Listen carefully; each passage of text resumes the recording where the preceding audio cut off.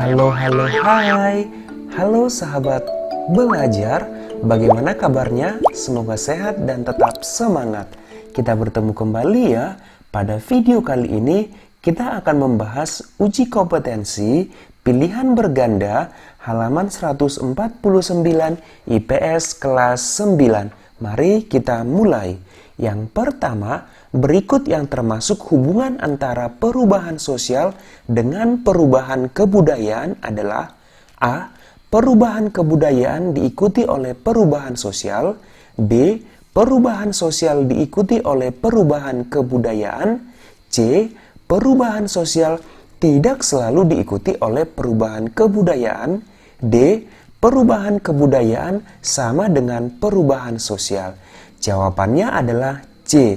Perubahan sosial tidak selalu diikuti oleh perubahan kebudayaan. Begitu juga sebaliknya. Yang kedua, penyebab perubahan sosial budaya yang berasal dari dalam masyarakat berkaitan dengan demografi adalah A. Lingkungan alam. B. Peperangan. C. Pengaruh masyarakat lain. D. Bertambah dan berkurangnya penduduk.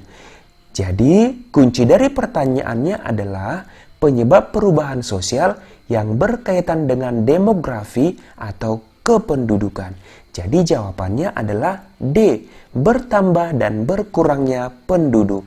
Yang ketiga, perubahan sosial budaya yang membawa pengaruh kecil terhadap kehidupan masyarakat adalah A. Pemberontakan. B. Perubahan gaya rambut. C. Pembangunan. D. Bencana alam. Jadi yang membawa pengaruh kecil adalah jawabannya B, yaitu perubahan gaya rambut.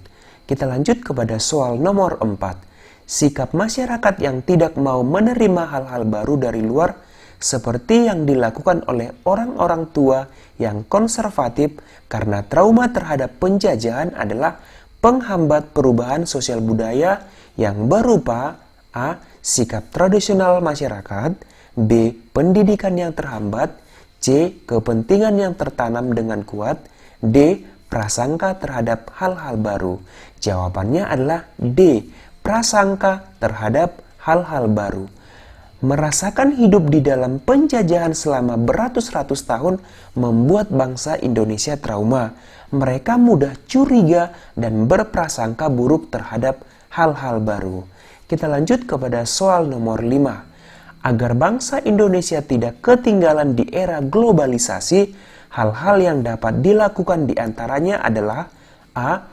Menutup diri dari bangsa lain. B. Penguasaan berbagai iptek. C. Menyesuaikan diri dengan keadaan. D. Membuka seluas-luasnya terhadap dunia luar. Jadi jawabannya di sana yang paling tepat adalah B. Penguasaan berbagai iptek. Yang keenam, perdagangan bebas adalah salah satu globalisasi dalam bidang A. Iptek, B. Komunikasi, C. Transportasi, D. Ekonomi.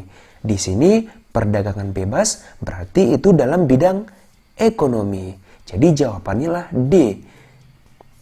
Kita lanjut kepada soal nomor 7. Dampak positif dari adanya globalisasi adalah A. Terbukanya informasi, efisiensi dan efektivitas. B. Perilaku individualis. C. Pencemaran lingkungan. D. Memudarnya budaya lokal bangsa. Jadi dampak positif di sini adalah A. Terbukanya informasi, efisiensi dan efektivitas. B, C, dan D merupakan dampak negatif.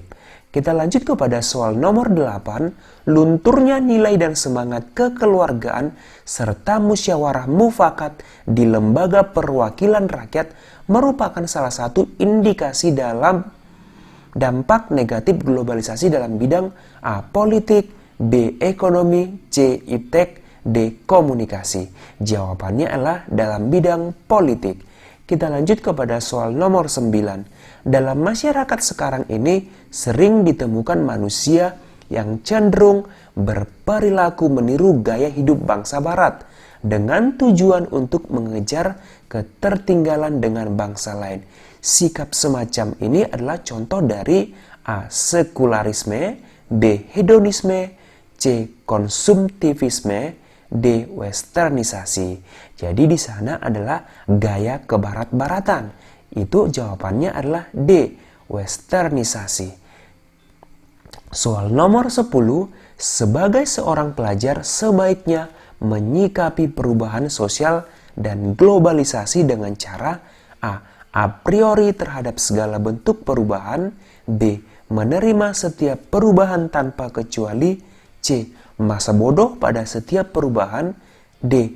kritis dan terbuka dengan menyaring segala bentuk perubahan. Jawaban yang tepat di sini adalah D. Jadi sebagai seorang pelajar, kalian harus kritis dan terbuka dengan menyaring segala bentuk perubahan.